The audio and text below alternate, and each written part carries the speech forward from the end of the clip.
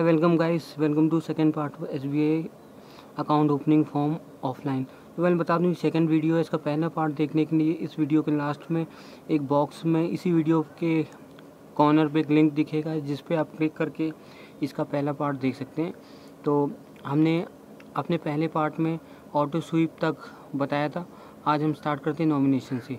तो चलिए स्टार्ट करते हैं। नॉमिनेशन अगर हम नहीं चाहते कि आप किसी को नॉमिनेट करें अपने अकाउंट के बिहाफ, तो उस कंडीशन में आप यहाँ पे आपको एक साइन कर देंगे।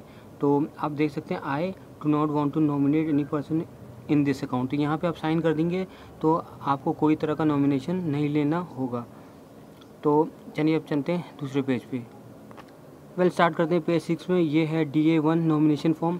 नॉमिनेशन फॉर्म होता है क्या है, तो देखिए जब भी आप नया अकाउंट खुलवाएंगे तो बैंक आपसे एक ऐसे इंसान को नॉमिनेट करने को कहता है जो आपके परिवार का हिस्सा हो, जो कि आपके परिवार का कोई भी मेंबर हो, जिसे बैंक आपके अगर आपको कुछ हो जाता है 60 साल से पहले या तो उस कंडीशन में बैंक आपके सारे पैसे उस इंसान को लौटा सके। इसलिए बैंक चाहती कि आप एक इंसान को अपने परिवार में नॉमिनेट करें।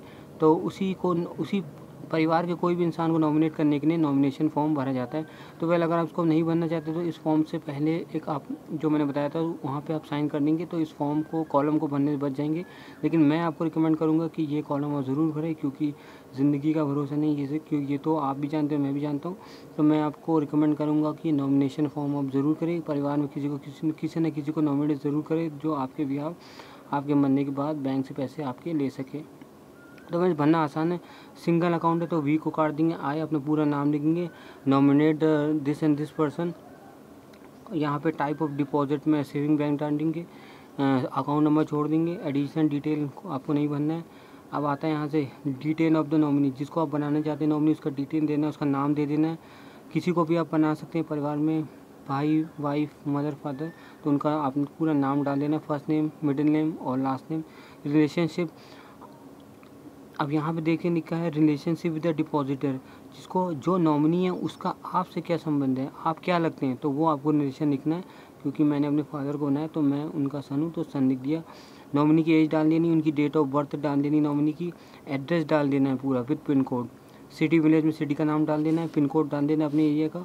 स्टेट में जो भी स्टेट में आप पढ़ते हैं कैपिटल लेटर भरपूर दे रखे हैं, आप कैपिटल लेटर में डाल सकते हैं स्टेट का नाम।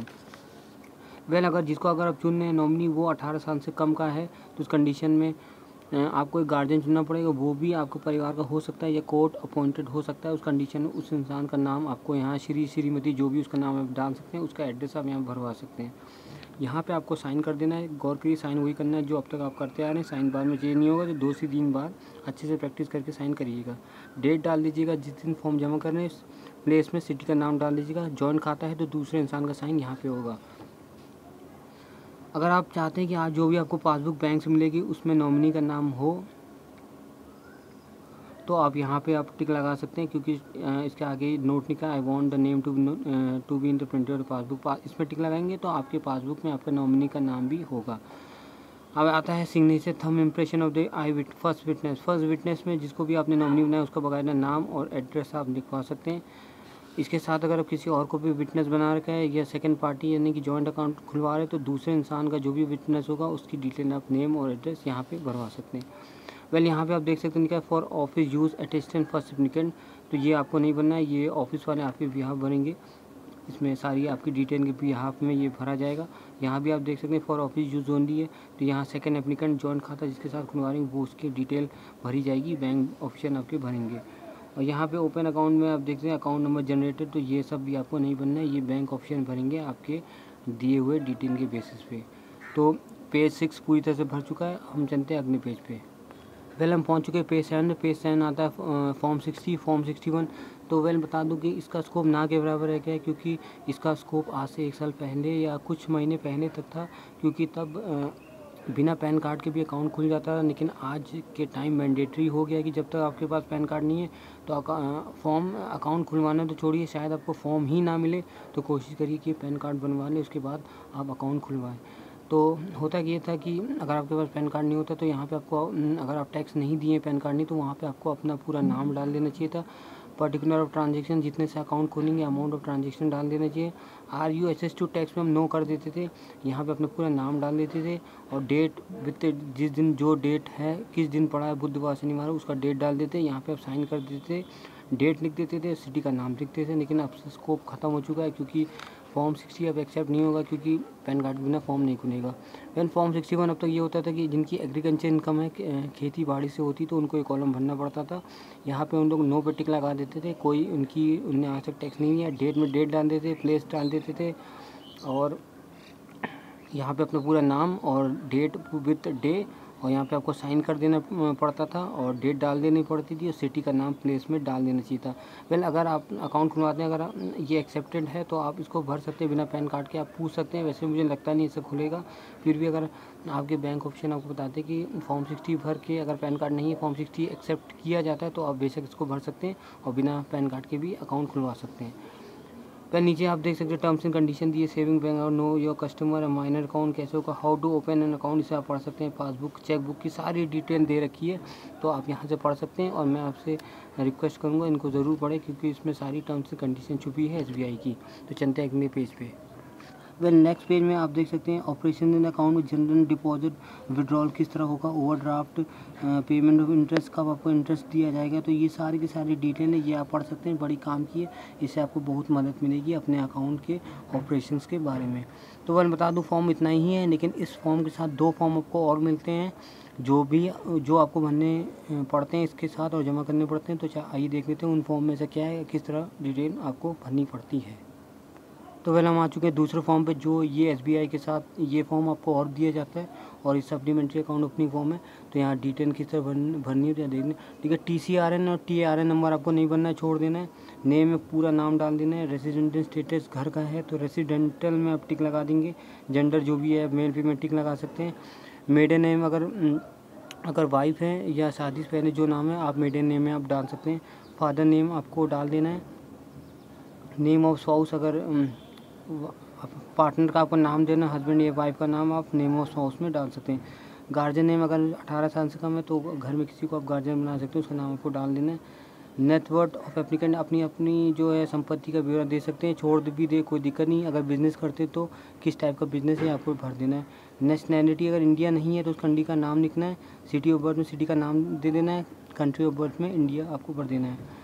इंडिया से बाहर अगर टैक्स दिया है तो यस कर दीजिए, यस करेंगे इसे डिटेल भरना पड़ेगा, वो नो करिए तो ये कॉलम आपको नहीं भरना पड़ेगा। आइडेंटिफिकेशन डिटेल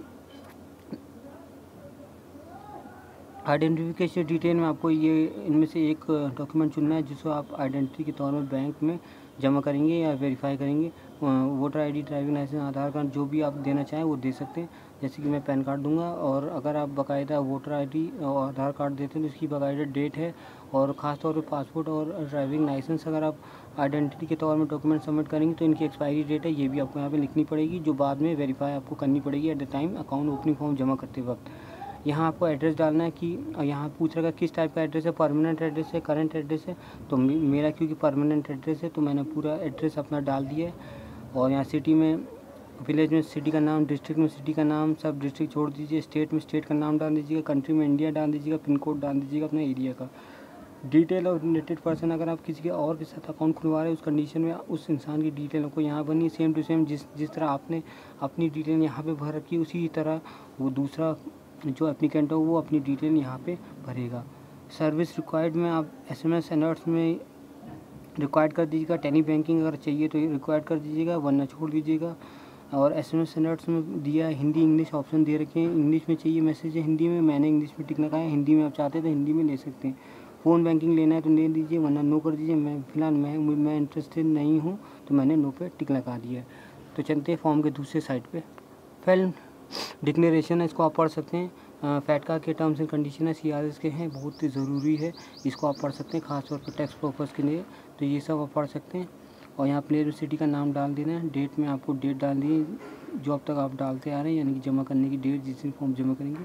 यहाँ पे आपको साइन करना है, साइन वही करना है जब जो आप अब तक करते आ रहे हैं। तो वेल इतना ही था फॉर्म।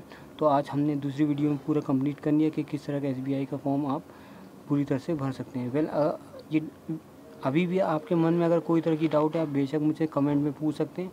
वीडियो कैसी लगी ज़रूर बताइएगा। और एक चीज़ और बताता हूँ, इस फॉर्म के साथ 2 फॉर्म इंश्योरेंस के भी आते हैं, जो भी जिनको भरना भी काफ़ी कंपलसरी अब हो गया है। एक है हेल्थ इंश्योरेंस से लेकर और एक है एक्सीडेंटल इंश्योरेंस से लेकर, जिनकी वीडियो आप मेरे अगले वीडियो में देख सकते हैं। फिलहाल इस वीडियो में इतना ही। तो कैसी लगी वीडियो ज़रूर बताइए। आज के लिए फिलहाल इतना ही, मिलते हैं अगली वीडियो में। तब तक टेक केयर फ्रेंड्स, बाय।